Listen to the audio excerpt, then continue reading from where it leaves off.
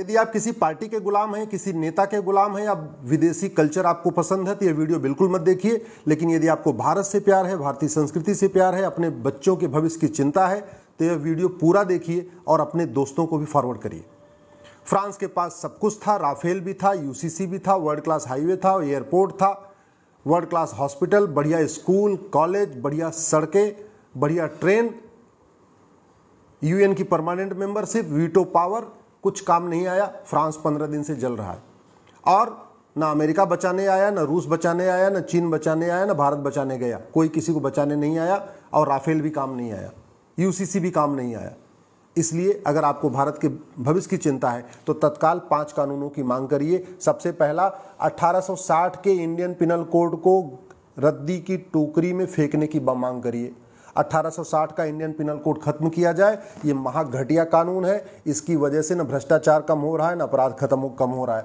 हमें क्या करना होगा, ये अमेरिका का फेडरल पिनल कोड है, इसी की तर्ज पे एक one nation one penal code बनाना पड़ेगा। घूसखोरी, जमाखोरी, मिलावटखोरी, कालाबाजारी, नशा तस्करी, मानव तस्करी, सोना तस्करी, चंदन तस्करी, अलगाववाद, कट्टरवाद, माओवाद, नक्सलवाद, धर्मांतरण, घुसपैठ, सब के लिए एक कानून, एक ही किताब हो, एक ही कानून हो, उसी में सब chapter 1, chapter 2, chapter 3, chapter 4, chapter 5 करके सारा इसी में आ जाए। जिससे कि जब ये किताब थाने में रखी जाए तो जो कांस्टेबल हो, थानेदार हो, उसको सब पता हो कि कौन सा अपराध है, कौन सी धारा है। अभी 50 कानून चल रहे हैं, न हवलदार को पता, न थानेदार को पता, न कप्तान को पता, न एसडीएम को पता, और कई बार तो वकील को भी नहीं पता होता, जज को भी नहीं पता होता। तो पहला काम, one nation one penal code. इसमें जो एक चैप्टर धर्मांतरण हो, एक चैप्टर घुसपैठ हो, उसमें धर्मांतरण और घुसपैठ को राष्ट्र की सुरक्षा के लिए खतरा घोषित कर दिया जाए और एनएसए लगाया जाए। राष्ट्र की एकता अखंडता के लिए खतरा घोषित कर दिया जाए और यूएपीए लगाया जाए। धर्मांतरण और घुसपैठ को ऑर्गेनाइज्ड क्राइम घोषित कर दिया जाए। गैंगस्टर एक्ट लगाया जाए। 100% प्रॉपर्टी जब्त किया जाए। 10 से 20 साल की सजा दिया जाए। मैं गारंटी के साथ कहता हूं धर्मांतरण भी रुक जाएगा और घुसपैठी अपने आप भाग जाएंगे। एनआरसी की जरूरत ही नहीं पड़ेगी। घुसपैठिए इसलिए रुके हुए हैं, उनकी आवभगत हो रही है, उनको मुफ्त में राशन, मुफ्त में मकान, मुफ्त में दुकान मिल रहा है, वजीफा मिल रहा है, इसलिए रुके हुए हैं। जैसे ही 100% प्रॉपर्टी जब्त करने और 10 से 20 साल की सजा देने का कानून बनेगा, 80% घुसपैठिए खुद ही भाग जाएंगे। जो बचे हुए 20% है, पुलिस उनको आराम से ढूंढ लेगी। दूसरा, 1861 का पुलिस एक्ट खत्म किया जाए। नया एक one nation one police code बनाया जाए। 1 घंटे के अंदर एफआईआर दर्ज करना अनिवार्य किया जाए कि शिकायत के 1 घंटे के अंदर एफआईआर दर्ज करना कंपलसरी होना चाहिए और 1 महीने के अंदर जांच पूरा करना आवश्यक होना चाहिए। ये बाकायदा one nation one police code में लिखा होना चाहिए। पुलिस चार्टर लागू करना पड़ेगा। आज की डेट में यूपी की पुलिस अलग तरीके से काम कर रही है, केरल की अलग, बंगाल की अलग, बिहार की अलग, झारखंड की अलग। जैसा जहां पे जिस पार्टी की सरकार है उसी के अकॉर्डिंग पुलिस काम करती है। हमें ऐसा कानून नहीं चाहिए। आज जो पुलिस एक्ट है 1861 का, इसके कारण पुलिस सत्ता की गुलाम बनी हुई है। अच्छा शासक है तो अच्छी तरीके काम कर रही है, घटिया शासक है तो केवल वसूली करती है। ये वसूली बंद हो, इसका एक ही तरीका है, एक नया one nation one police code. तीसरा, 1872 का एविडेंस एक्ट खत्म करना पड़ेगा। जो एग्जिस्टिंग जुडिशियल सिस्टम, इसको खत्म करना पड़ेगा। एक नया one nation one judicial code बनाना पड़ेगा। आज की डेट में आपने देखा ही, याकूब मेनन के लिए रात में सुप्रीम कोर्ट खुलती है, तीसरा सीतलवाड़ के लिए रात में सुप्रीम कोर्ट खुलती है। मैं कह रहा हूं कि बुरा नहीं है, खुलना चाहिए सुप्रीम कोर्ट को, लेकिन ये केवल तीसरा सीतलवाड़ के लिए और याकूब मेनन के लिए क्यों? आम जनता के लिए क्यों नहीं? किसान के लिए क्यों नहीं? मजदूर के लिए क्यों नहीं? मिडिल क्लास के लिए क्यों नहीं? बिजनेस व्यापारी करने के लिए क्यों नहीं? ईमानदारी से काम करने वालों के लिए क्यों नहीं? केवल माफियाओं के लिए रात में खुल रही है, आतंकवादियों के लिए खुल रही है, देश विरोधियों के लिए खुल रही है। ये तभी बंद हो सकता है जब one nation one judicial charter लागू हो। जब तक एग्जिस्टिंग जुडिशियल सिस्टम रहेगा, जो ब्रिटिश जुडिशियल सिस्टम है, तब तक जज अपनी मनमानी करते रहेंगे। उनकी मनमानी पे तभी रोक लगेगी जब एक जुडिशियल चार्टर लागू होगा, one nation one judicial code लागू होगा। चौथा जो सबसे इंपॉर्टेंट है कि भारत में आज भी देश विरोधी बातें स्कूलों में सिखाई जा रही हैं, नफरत सिखाई जा रही हैं। ऐसी किताब चल रही है जो एकदम संविधान के प्रियम्बल के खिलाफ है। संविधान के प्रियम्बल में 6 शब्द हैं, equality, justice, liberty, fraternity, unity.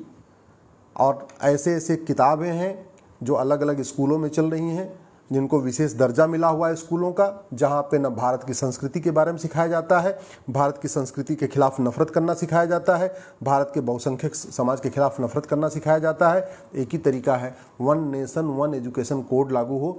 एक देश एक शिक्षा बोर्ड, एक देश एक syllabus, one nation one syllabus, one nation one education board. और 10वीं तक यानी 16 साल तक पूरे देश में समान शिक्षा लागू हो। जैसे केंद्रीय विद्यालय में पूरे देश में एक जैसी किताब होती है, वैसे ही one nation one education board हो। बंगाल वाले बंगाली में पढ़ें, गुजरात वाले गुजराती में पढ़ें, महाराष्ट्र वाला मराठी में पढ़ें। सिलेबस कंटेंट एक होना चाहिए, न मदरसा न मिशनरी स्कूल, केवल और केवल भारतीय स्कूल, भारतीय शिक्षा बोर्ड। कोई न मदरसा बोर्ड, न मिशनरी बोर्ड, न सीबीएसई बोर्ड, न आईसीएसई बोर्ड, कोई बोर्ड नहीं, एक भारतीय शिक्षा बोर्ड, 10वीं तक सबके लिए समान सिलेबस।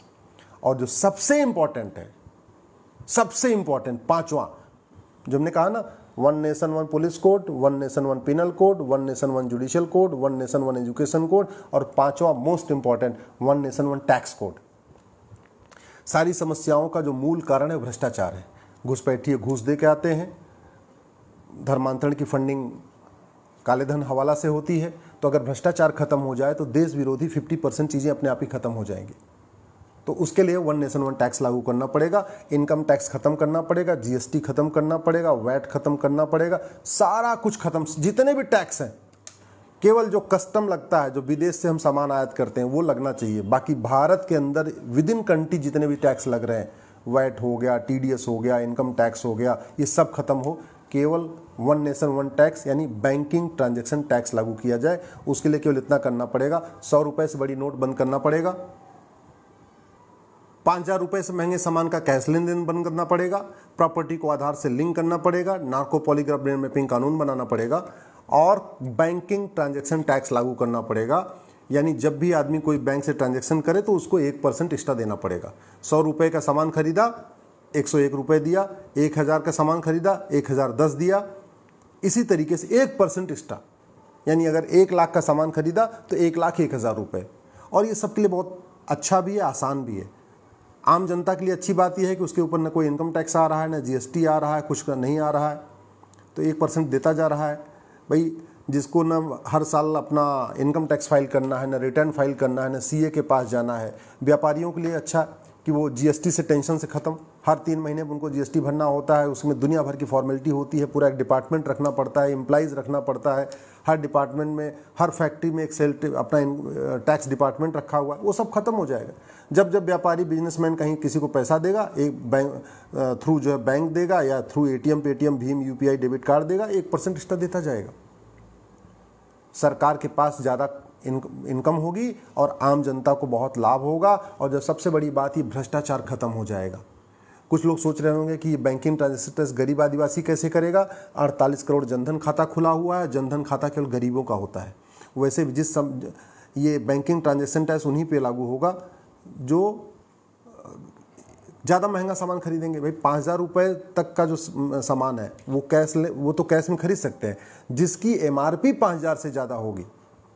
जैसे अगर रेल टिकट खरीदा 5,000 से महंगा, एयर टिकट खरीदा 5,000 से महंगा, कोई ऐसा सामान खरीदा जिसकी एमआरपी 5,000 से है, अगर 4,000 रुपये का शर्ट है तो कैश में खरीद सकते हैं। अगर 5,000 रुपये से महंगा शर्ट है तो उसको आपको ऑनलाइन देना है। तो गरीब आदमी तो वैसे ही बेचारा वो न आईफोन खरीदता है, न स्कूटर खरीदता है, न कार खरीदता है, मोबाइल खरीदता है। और वैसे भी भारत में 225 करोड़ खाते हैं इस समय टोटल, 130 करोड़ तो आधार बन चुका है।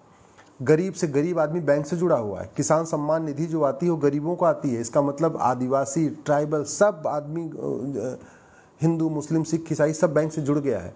तो आज की डेट में बैंकिंग ट्रांजैक्शन टैक्स लागू करना बहुत संभव है। ये वन नेशन वन टैक्स लागू करते ही, यानी बीटीटी लागू करते ही, मैं गारंटी के साथ कहता हूँ माओवाद खत्म हो जाएगा, नक्सलवाद खत्म हो जाएगा।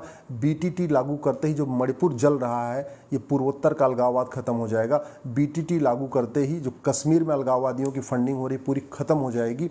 बीटीटी लागू करते ही जो मिशनरियों को बहुत बड़ी मात्रा में फंडिंग होती है काला धन और हवाला एफसीआरए के जरिए, उस पर रोक लग जाएगा।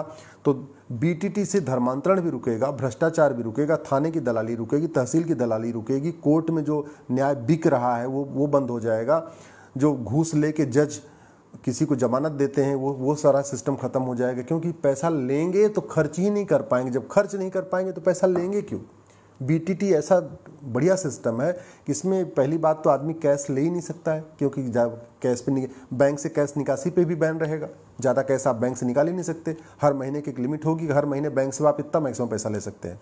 तो ऐसे में 5 कानून सरकार लागू कर दे, 1 nation 1 penal code, 1 nation 1 police code, 1 nation 1 judicial code, 1 nation 1 education code और 1 नेशन 1 टैक्स कोड, ये 5 कानून अगर तत्काल लागू कर दिया गया तो आने वाले टाइम में भारत में फ्रांस जैसी हालत नहीं होगी।